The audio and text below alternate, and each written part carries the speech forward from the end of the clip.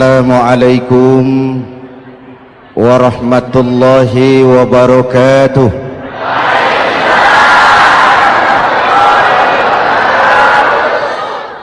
Alhamdulillah wassalatu wassalamu ala Rasulillah Sayyidina Muhammad ibn Abdullah wa ala alihi wa sahbihi wa mawala, amma ba'du.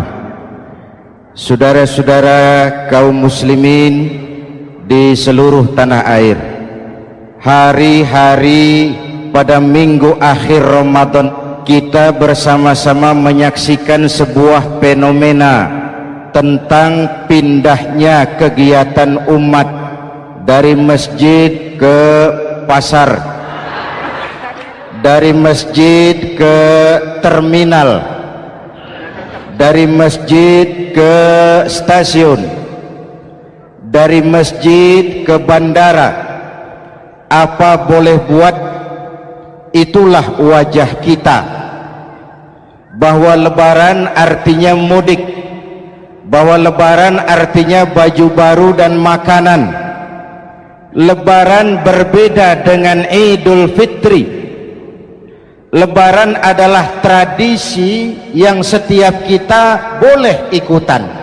Siapa saja boleh ikut lebaran, tapi tidak tiap orang bisa merayakan Idul Fitri. Mau puasa atau tidak puasa boleh lebaran, tidak dilarang sama petugas keamanan. Mau ibadah Ramadan atau tidak melaksanakan ibadah Ramadan boleh ikut lebaran, tapi tidak berarti merayakan Idul Fitri, karena selalu ada kos dari apa saja yang kita lakukan. Saya mau cerita, mau dengar nggak? Ada dokter gigi, dokter baru, satu sore praktek, pasiennya 4 orang nunggu duduk jejeran. Dipanggil pasien pertama, diperiksa, berlubang giginya, dicabut tanpa dibius. Namanya dokter baru. Pasien ini teriak, aduh sakit dok, tidak kuat, sakit. Teriakannya keras sekali. Pasien yang 3 orang yang nunggu gemeter, Pak. Lari semua. Selesai dicabut, diobati, selesai, tanya, sudah selesai dok? Sudah mas. Berapa biayanya? 200.000. Loh, biasanya kan 50.000, kok 200.000? Biasanya sih memang 50.000, tapi siapa suruh kau teriak? Yang 3 lari.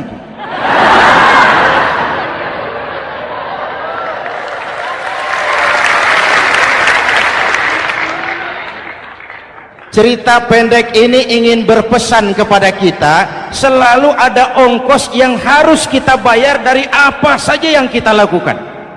Mau ibadah atau tidak, mau jadi orang baik-baik atau jadi bajingan paling tengik, mau berbuat salah atau berbuat soleh, selalu ada kosnya, selalu ada ongkosnya. Kita bicara kembali kepada fitrah, Idul Fitri. Bagaimana caranya? Pertama, saya ingin mengutip bagian pendek dari ayat 185 Al-Baqarah. Walitukmilul iddata walitukabbirullaha ala ma hadakum wala'allakum tashkurun. Ada 4 hal dari cuplikan ayat pendek ini.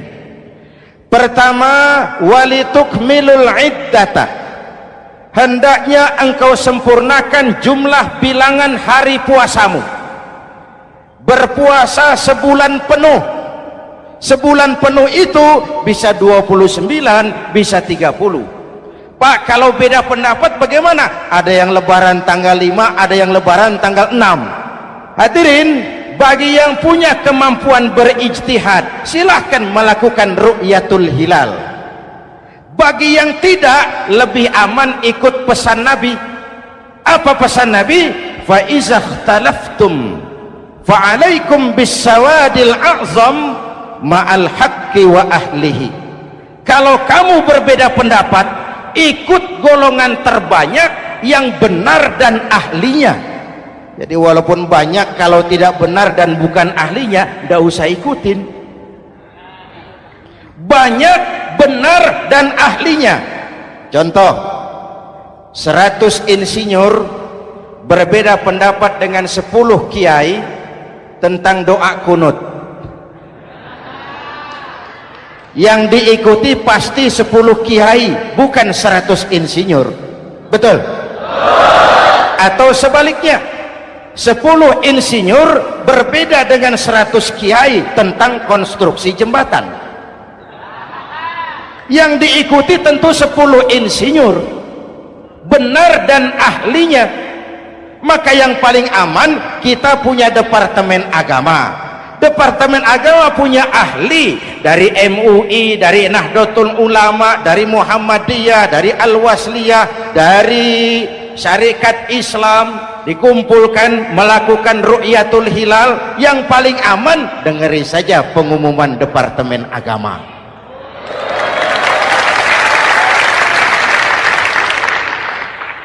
Tapi tetap menghormati mereka yang meyakini 1 Syawal jatuh pada tanggal 5. Beda boleh, marah jangan. Jelas? Saudara boleh suka tempe, tapi jangan menghina orang yang tidak suka tempe. Saudara boleh senang tahu, tapi jangan ngenyek karo wong yang senang tahu. Hadirin yang saya hormati, walitukmilul iddata, kalau mau kembali kepada fitrah, sempurnakan jumlah bilangan hari puasamu. Makna sempurnakan di sini 2, sempurnakan 1 bulan penuh dan sempurnakan semangat puasamu. Walaupun Ramadan berakhir, puasa jangan selesai. Kenapa? Tangan kita masih tetap terus puasa dari mengambil yang bukan milik kita. Lidah kita walaupun Ramadan sudah selesai tetap berpuasa dari memfitnah dan menggunjing orang lain. Kaki kita walaupun Ramadan sudah selesai tetap puasa dari berjalan ke tempat yang tidak baik. Perut kita tetap berpuasa dari kemasukan barang-barang yang haram. Sempurnakan semangat puasamu. Sikap disiplin, sikap jujur, merasakan kehadiran Allah dekat dalam hidup. Nih contoh ringan, tadi waktu asar dan zuhur saudara sholat apa tidak? Sholat. Waktu sebelum sholat kan berwudu, ketika berwudu kan berkemur. Umpama waktu berkemur itu saudara korupsi, sedikit saja airnya saudara minum, saya yakin jangankan petugas keamanan, teman wudhu sebelah pun tidak akan tahu kalau waktu berkemur saudara korupsi. Kalau selesai Ramadan ini diterjemahkan, insya Allah negara kita bersih, berkurang korupsinya. Hadirin yang saya cintai, saya kembali kepada pesan Al-Baqarah 185 tadi. Walitukmilul iddata, sempurnakan jumlah bilangan hari puasamu. Puasa sebulan penuh dan kemudian lanjutkan semangat Ramadan. Disiplin, merasakan diri di bawah pengawasan Allah. Sekarang ini Allah ditekan. Kita iman dalam ucapan tapi sekuler dalam perbuatan. Tuhan cuma ada di masjid, di kantor Tuhan hilang, maka korupsi merajalela. Tuhan cuma ada di masjid, di pasar Tuhan hilang, maka timbangan tetap curang. Iman dalam ucapan tapi sekuler dalam perbuatan. Kalau jiwa dan semangat Ramadan kita bisa terapkan, insya Allah korupsi akan berkurang. Sekarang kan kita prihatin, yang tadinya teriak-teriak wong cilik malah ribut rumah mewah.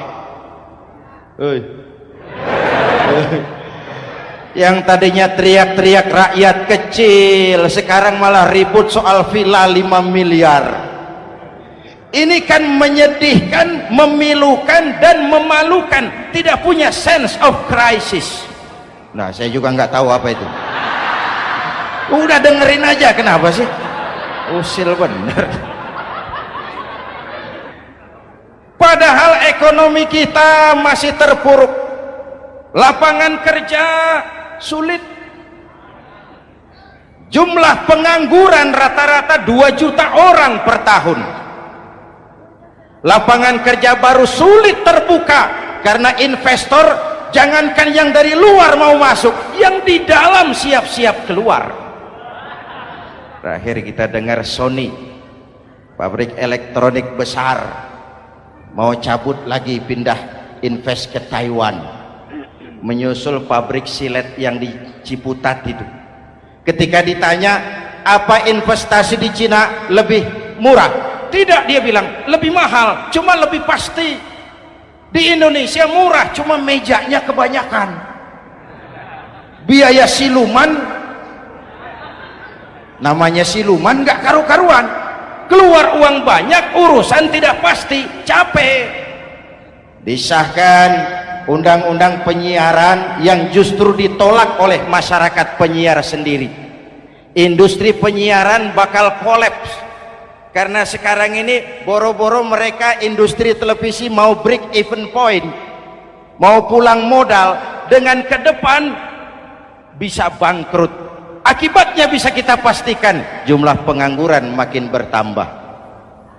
Hadirin yang saya hormati, kita memang setuju jangan terlalu mengadopsi siaran-siaran televisi dari luar, kita harus punya filter. Tapi pada sisi yang sama kita juga harus memperhatikan lapangan kerja buat rakyat kita ini.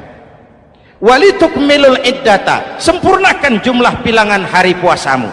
Kalau jumlah hari puasa sudah sempurna, tuntunan yang kedua dari Al-Quran, walitukabbirullah, hendaknya engkau agungkan nama Tuhanmu. Takbiran, takbiran itu bisa sendiri, bisa berjamaah, bisa di rumah, bisa di masjid, bisa di surau, bisa dengan pawai keliling, asal dilaksanakan dengan tertib dan tidak mengganggu lalu lintas umum.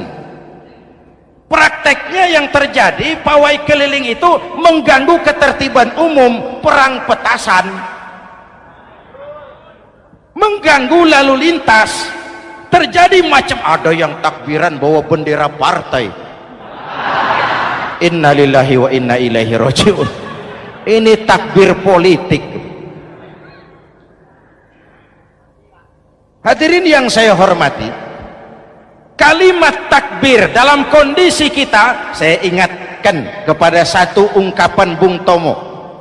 Bung Tomo, pelaku sejarah, tokoh 10 November yang dikenal sebagai Hari Pahlawan, dalam satu pidatonya saya ingat pernah berkata, andai kata tidak ada kalimat takbir, ini ungkapan Bung Tomo, andai kata tidak ada kalimat takbir, saya tidak tahu dengan apa saya harus menggerakkan putra-putra terbaik bangsa untuk bangkit berjuang melawan penjajah.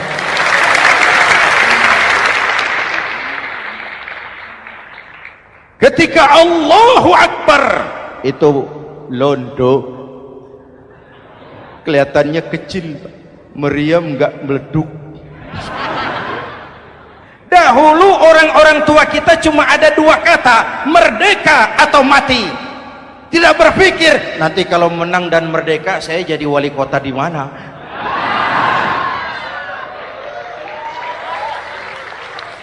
Kalimat takbir, bangsa ini harus bangkit dari keterpurukan. Bangsa ini harus bangkit mengejar ketinggalan-ketinggalannya. Bangsa ini tidak boleh terpuruk terus, dan semangat takbir harus menjiwai kita. Tidak ada capek dalam perjuangan, tidak ada puas dalam upaya. Keberhasilan cuma pengantar ke arah keberhasilan yang lebih baik lagi. Walitukabbirullah, hendaknya engkau agungkan nama Tuhanmu. Nama Allah menjadi motivasi besar dalam kehidupan kita. Ini pesan Quran Al-Baqarah 185. Pesan kedua, setelah sempurnakan jumlah bilangan hari puasamu, agungkan nama Tuhanmu. Takbiran. Kalimat takbir sendiri kalau kita lihat pada kalimatnya ada kata la ilaha illallah wahdah sadaqa wa'dah wa nasara 'abdah wa a'azza jundah wa hazamal ahzaba wahdah. Tidak ada Tuhan selain Allah, esa, tidak beranak, tidak diperanakan, wahdah, tidak bisa diumpamakan dengan apapun. Sadaqa wa'dah, Allah yang maha menepati janjinya. Wa nasara 'abdah, Allah yang maha menolong hambanya. Kalau bukan kebesaran Allah, berat berjuang Ramadan ini melawan musuh yang tidak nyata.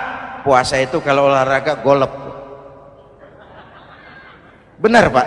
Kalau tinju lawannya kelihatan, betul. Sepak bola musuh kelihatan, bulu tangkis kelihatan, golf siapa musuhnya? Itulah puasa, menghadapi musuh yang tidak kelihatan. Itu lebih berat daripada perjuangan mengangkat senjata, lebih berat daripada berjuang mengorbankan harta.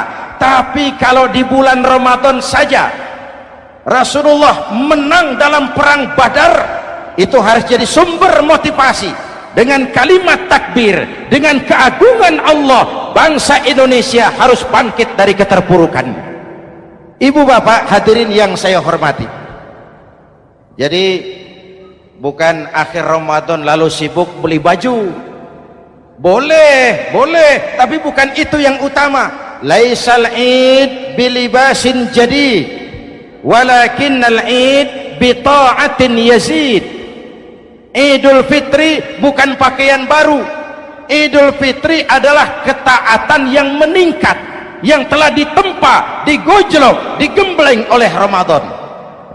Jadi kalau Ramadan rajin baca Quran, lalu selesai Ramadan sayonara Quran, latihan tidak berhasil. Ramadan rajin ke masjid, selesai Ramadan selesailah ke masjid. Awal Ramadan full house sampai ke halaman, akhir Ramadan cuma imam berdua tikar. Masjid kembali senyap, padahal masjid adalah pusat kegiatan umat. Saudara lihat dari sejarah, ketika hijrah ke Madinah, Rasul singgah di Kuba. Apa yang beliau lakukan? Membangun masjid. Ketika sampai di Madinah, kesibukan pertama beliau apa? Mencari rumah dinas? Bukan. Kesibukan pertama beliau mencari lokasi di mana membangun masjid. Isra dan Mi'raj, perjalanan besar dimulai dari masjid ke masjid. Ini indikasi masjid memang merupakan pusat kegiatan umat. Umat Islam dengan masjid seperti ikan dengan air, tidak boleh pisah. Ada ikan yang tidak betah di air? Ada. Ikan mau modar. Kalau umat sudah mulai menjauhi masjid, jiwanya yang akan mati. Kalau jiwanya mati, jasadnya masih hidup, itu namanya bangkai berjalan. Walitukabbirullah, engkau agungkan nama Tuhanmu. Takbiran, setelah berjuang penuh membina takwa, mengharap ridho, mengendalikan nafsu. Ingat loh, puasa itu bukan menghilangkan nafsu, mengendalikan, menempatkan pada tempatnya. Manusia tanpa nafsu bukan manusia, tapi manusia yang disetir nafsu turun jadi binatang, bahkan lebih rendah daripada binatang. Puasa ini menempatkan nafsu di tempatnya. Hai laki-laki, kamu nafsu sama perempuan? Betul Pak. Perempuan suka laki-laki? Betul Pak. Boleh lewat sini, lewat pintu yang disebut nikah. Ini nafsu disalurkan lewat pintu yang disebut nikah. Jangan seperti ayam kawin tiap malam, nikah tidak mau.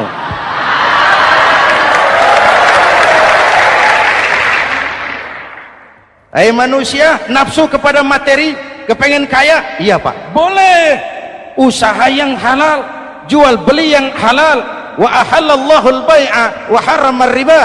Allah halalkan jual beli. Jangan ingin kaya lalu makan renten, ingin kaya lalu korupsi, ingin kaya lalu buka peternakan tuyul. Manusia ingin berkuasa, boleh, tapi tetap punya etika dan moral. Jangan ingin berkuasa lalu fitnah, ingin berkuasa lalu mengadu domba orang, ingin berkuasa lalu menghalalkan segala cara. Puasa menempatkan nafsu pada tempatnya. Manusia yang dikendalikan nafsu lebih puas daripada binatang. Saya punya ungkapan lama, sebuas-buasnya kerbau makanannya tetap rumput. Saya belum pernah dengar ada kerbau terlalu buas lalu makan roti. Betul? Tapi manusia kalau sudah dikendalikan nafsu, manusia bukan cuma makan nasi, aspal, semen, kertas, minumnya solar, jauh lebih puas daripada binatang. Inilah puasa, arep nguwong ke wong, agar manusia itu jadi dirinya, fitrahnya, jangan dikendalikan oleh nafsu. Kita ini sudah diciptakan fi ahsani taqwim. Hadirin, yang ketiga pesan Al-Baqarah 185 tadi, setelah sempurna jumlah bilangan hari puasa lalu mengumandangkan takbir, membayar zakat fitrah. Kenapa itu kita lakukan? Mengagungkan nama Allah, ala ma hadakum, agungkan nama Allah yang telah memberikan hidayahnya kepadamu. Masya Allah nih, hidayah, kita bersyukur. Hidayah ini hak prerogatif Allah, diberikan kepada siapa saja yang dikehendaki oleh Allah. Kita bisa lihat dalam sejarah, ada anak Nabi tidak mendapat hidayah, tidak terpanggil mengikuti kebenaran yang disampaikan oleh bapaknya, namanya Kan'an, putra Nabi Nuh. Ada ayah Nabi bernama Azar, ayah Nabi Ibrahim, putranya penegak tauhid, ayahnya produsen berhala. Ada istri Nabi, istrinya Nabi Lut, tidak mendapat hidayah, tidak terpanggil mengikuti kebenaran. Lalu Abu Jahal, Abu Lahab, paman Nabi, melihat Nabi, menyaksikan mukjizat, mendengar wahyu, melihat tutur kata Nabi, hidayah tidak datang kepada dia, maka mereka tidak terpanggil mengikuti kebenaran. Kita alhamdulillah keponakan Nabi saja bukan,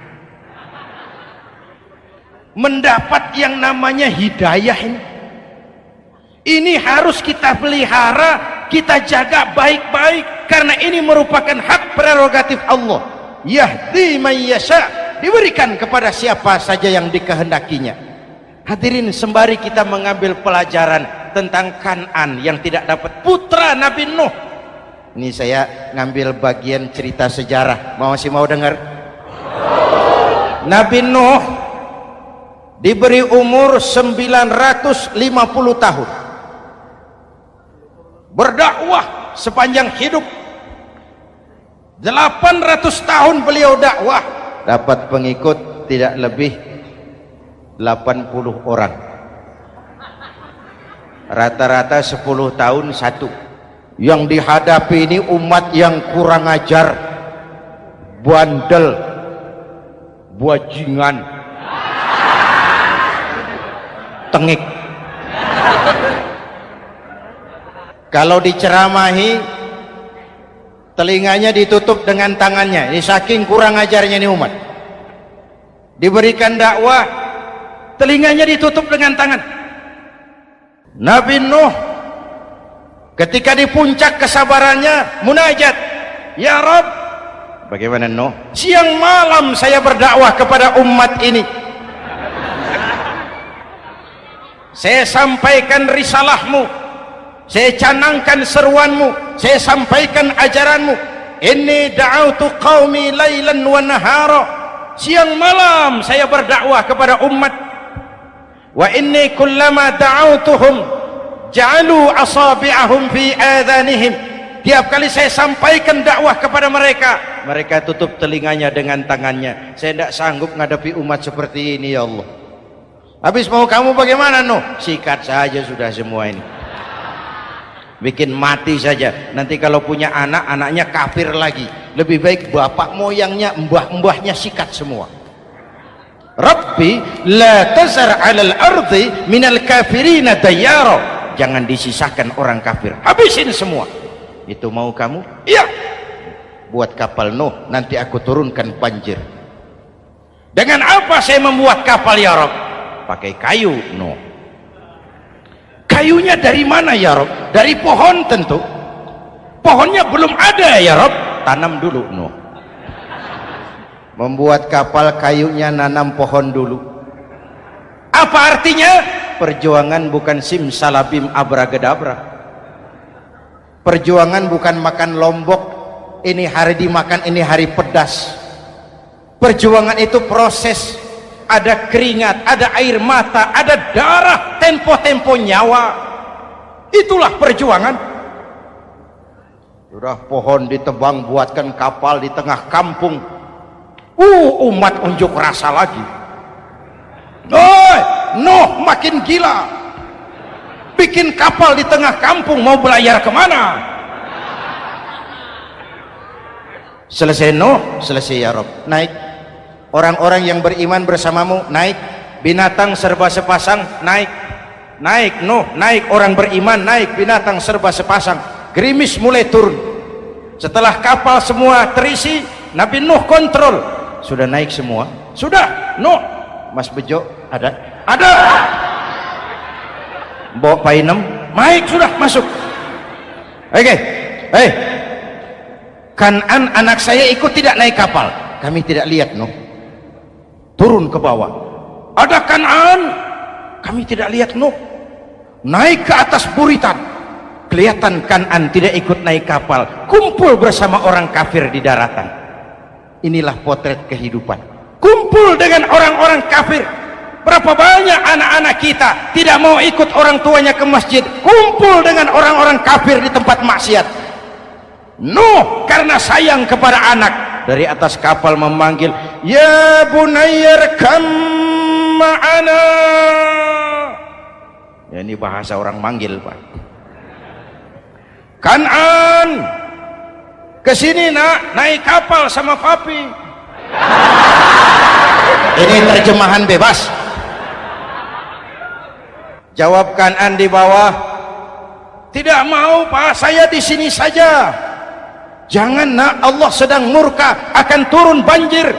Kalau datang banjir Papa, sa'awi ila jabalin ya'simuni minal ma', saya akan naik ke gunung tinggi yang bisa menyelamatkan saya dari banjir. Kan'an naik ke gunung tinggi, gunung pun tenggelam dihantam banjir. Dalam puncak kepedihan, Nabi Nuh akhirnya sadar, ya Allah, kalau orang kafir tenggelam memang saya yang minta, tapi Kan'an kan anak saya. Nuh, anggap Kan'an bukan anakmu. Wa innahu amalun ghairu salih. Nuh sadar, akhirnya bilang, ana urid wa anta turid wallahu fa'alun lima yurid. Aku punya kemauan, kau Kan'an punya kemauan, Allah juga punya kemauan. Kemauan Allah lah yang akhirnya jadi kenyataan. Nek sekarang juga kita ngadepi musim banjir. Bukan banjir air saja, banjir peradaban-peradaban yang masuk ke negeri kita. Banjir maksiat, banjir munkarot. Kalau kita sudah ke masjid, kita sudah naik kapal, tolong kontrol anak-anak kita, tolong kontrol tetangga kita. Ayo naik kapal, banjir.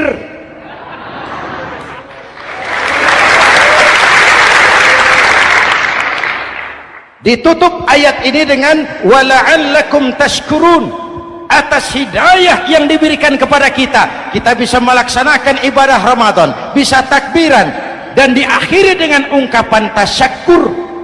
Tasyakkur dan tafakkur, mensyukuri nikmat. Saya berulang kali mengingatkan, nikmat bisa berubah menjadi azab kalau kita tidak pandai mensyukurinya. Bayangkan Pak, tahun 87-an kita itu jadi negara yang berswasembada pangan.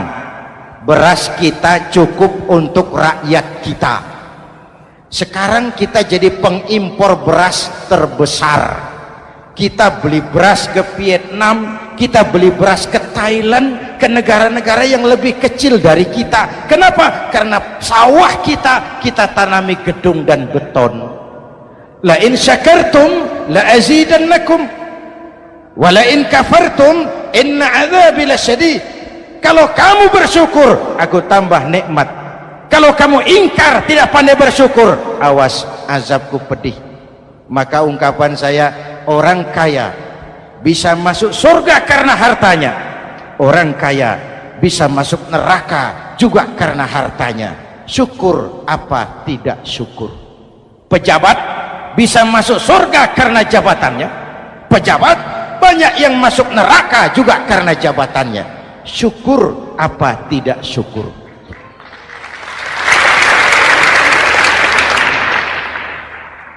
Orang alim, kiai bisa masuk surga karena ilmunya. Orang alim pun bisa masuk neraka lebih dulu dari penyembah berhala juga karena ilmunya. Syukur apa tidak syukur? Kasih jabatan sebagai pemimpin lalu menyadari sayyidul qaumi khadimuhum. Pemimpin suatu umat adalah pelayan bagi umat itu. Pelayan harus melayani, bukan minta dilayani. Selama ini kita memandang jabatan itu jalan pintas menuju kaya. Jabatan itu artinya kekuasaan dan fasilitas, maka yang lahir rampok-rampok baru.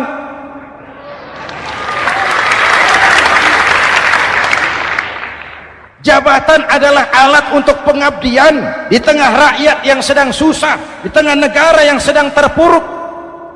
Kita memerlukan pemimpin-pemimpin yang sadar sayyidul qaumi khadimuhum. Pemimpin suatu kaum adalah pelayan bagi kaum itu sendiri. Ibu bapak hadirin yang saya hormati, dengan mensyukuri itu maka makna Idul Fitri meresap kembali kepada fitrah kita sebagai manusia, fitrah kesucian. Secara sederhana orang gambarkan kembali kepada fitrah seperti bayi baru dilahirkan oleh ibunya, bersih, suci, tanpa dosa, lantaran sudah dibersihkan oleh ibadah Ramadan. Tapi para ulama khalaf ada yang mengartikan fitrah itu kecenderungan kepada kebajikan, kecenderungan kepada kebaikan, itu juga fitrah. Kembali kepada fitrah manusia, kecenderungan untuk berbuat baik. Kita lahir bayi tidak punya dosa, betul? Tidak ada dosa warisan dalam Islam. Kalau harta warisan ada, dosa warisan tidak. Karena itu dalam Islam juga tidak ada penebusan dosa. Kalau dosa bisa ditebus dengan uang, tentu Menteri Keuangan nomor 1 masuk surga.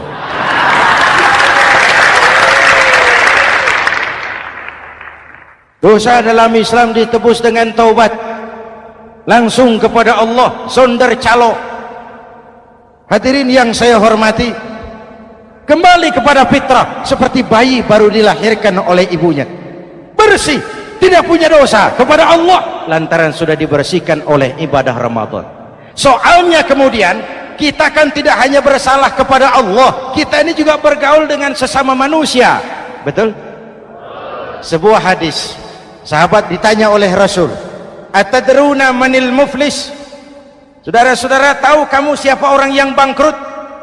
Oh Rasul, orang bangkrut yang tidak punya uang, orang bangkrut yang tidak punya harta. Salah, kata Rasul. Innal muflisa min ummati, yang bangkrut dari golongan umatku, yang besok di hari kiamat datang menghadap Allah dengan membawa pahala solat, membawa pahala zakat, membawa pahala haji, membawa pahala sedekah pada satu pihak. Sementara pada sisi yang lain, sebelah kiri, orang ini juga datang membawa kesalahan karena pernah mencaci maki orang, pernah memfitnah orang, pernah memakan harta orang dengan cara yang zalim. Satu sisi bawa kebajikan, sisi lain bawa kesalahan. Kalau ini yang terjadi, bagaimana nasib kita? Kata Nabi, Tuhan, ini pahala solat saya, ini solat yang wajib, ini yang sunnah, rawatibnya, nawafilnya. Datang orang, sebentar Tuhan, apa? Dia memang rajin solat, tapi saya pernah dicaci maki, hancur nama saya, remuk hati saya. Di dunia saya tidak bisa membalas karena dia lebih berkuasa. Sekarang saya menuntut keadilan. Betul? Iya Tuhan. Sini pahala sholatmu kasih orang yang kau caci maki. Tuhan, ini pahala puasa saya yang wajib Ramadannya, sunnah 6 hari Syawalnya, Senin Kemisnya. Ini Tuhan. Datang lagi, sebentar Tuhan. Kenapa? Dia memang rajin puasa, tapi saya pernah difitnah tanpa benar, dicorengkan arang ke dahi, hancur nama saya karenanya. Saya menuntut keadilan karena di dunia waktu itu cuma banyak pengadilan tapi tidak ada keadilan. Benar? Benar. Ini pahala sholatmu kasih orang yang kau fitnah. Tuhan, ini pahala zakat saya. Datang lagi, Tuhan, dia memang suka zakat tapi korupsinya lebih besar dari zakatnya. Nuntut keadilan. Sini pahala zakatmu kasih. Kalau habis pahala kebaikan, orang yang menuntut masih banyak, diambillah dosa orang yang kita sakiti, diberikan kepada kita. Pahala dipreteli, dosa diberikan. Apa enggak bangkrut? Ibarat orang dagang, modal habis, tagihan hutang datang terus. Kenapa? Orang ini cuma baik hubungannya kepada Allah, tapi tidak baik hubungannya dengan sesama manusia. Karena itu, dalam konteks dengan fitrah, manusia makhluk yang fitrah. Apa fitrah itu? Pertama, manusia makhluk yang bertuhan. Itu fitrah. Mengingkari Tuhan, mengingkari fitrah. Yang kedua, manusia makhluk sosial, zon politikan. Itu fitrah. Kita tidak bisa hidup sendiri. Betapa dan siapapun kita memerlukan yang lain. Maka nuansa Ramadan intinya adalah silaturahmi. Nuansa Idul Fitri silaturahmi antara sesama kita. Ada baiknya saya ingatkan lagi sebuah hadis. Masih mau dengar? Selesai sholat Id, sahabat mendengar Rasul mengucapkan amin 3 kali. Amin, amin, amin. Ya Rasul, ada apa? Tadi turun Jibril selesai sholat, mau berdoa. Muhammad, aku mau mohon kepada Allah, mau kau aminkan? Silahkan Jibril.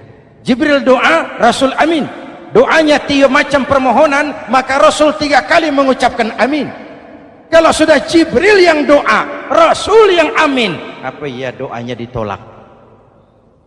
Apa isi doanya? Yang pertama, ya Allah, doa malaikat Jibril, hari ini 1 Syawal, waktu itu doanya, saya mohon kepadamu, jangan engkau terima puasa dan ibadahnya anak yang durhaka kepada ibu bapaknya.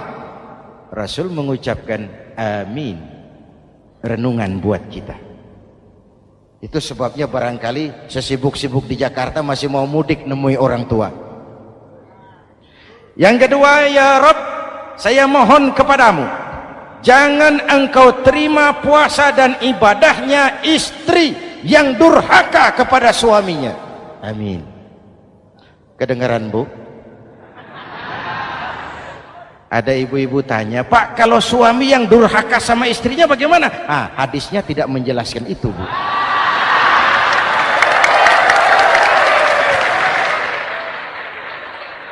Lo menang sendiri. Yang jelas suami itu presiden rumah tangga, dimintakan tanggung jawab tentang istrinya. Nah istri swargo manut neraka kadut.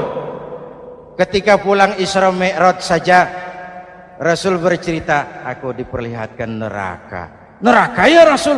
Iya. Lalu aku lihat isinya kok kebanyakan perempuan. Perempuan. Laki bagaimana? Laki juga tidak sedikit, cuma kebanyakan perempuan. Ya Rasul, apa mereka tidak sholat? Sholat. Apa mereka tidak ngaji? Oh, rajin mereka sama suaminya. Kenapa banyak mereka di sana? Rasul senyum dan menjawab, hunna yakfurnal asir.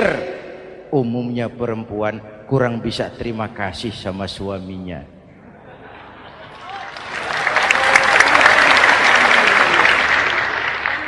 Ini penyakit turunan. Oi, ngaku oi. Lalu yang ketiga, ya Allah, hari ini saya mohon kepadamu, jangan engkau terima puasa dan ibadahnya muslim yang tidak mau memaafkan sesama saudaranya muslim. Memaafkan lebih berat daripada meminta maaf, tapi memberi maaf lebih mulia daripada meminta maaf. Inilah nuansa mengembalikan semangat saling menghargai, saling mencintai, keutuhan, kerukunan, dan kedamaian. Sudah capek kita rakyat dengan konflik, sudah capek kita dengan mengedepankan perbedaan dan bukan persamaan. Sudah waktunya kita berbeda tapi tetap bergandengan, tetap bersama menyongsong hari esok yang lebih baik. Mintalah ridho ibu bapak, suami kepada istri, istri kepada suami, dan memaafkan sesama saudara muslim sehingga kita benar-benar kembali kepada fitrah. Terima kasih dan mohon maaf, semoga ada manfaatnya. Usikum wa nafsi bitaqwallah. Wassalamualaikum warahmatullahi wabarakatuh.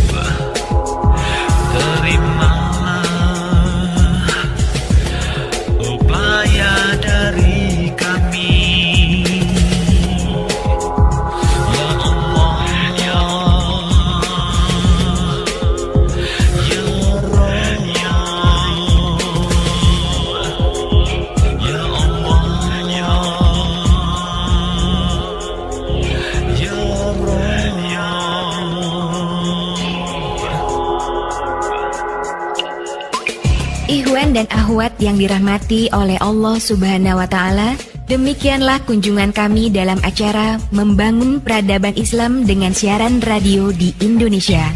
Syukur alhamdulillah atas nikmat Islam dan indahnya persaudaraan yang Allah karuniakan kepada kita semua. Semoga ilmu milik Allah dapat membentengi akidah kaum muslim dari berbagai upaya penyesatan. MPI DSRI ini merupakan komunikasi dan jabat erat di antara kami, Irena Center, Indonesian Commercial Jockey, serta berbagai media di seluruh Indonesia. Terima kasih. Wassalamualaikum warahmatullahi wabarakatuh. Ya Allah, ya Allah, ya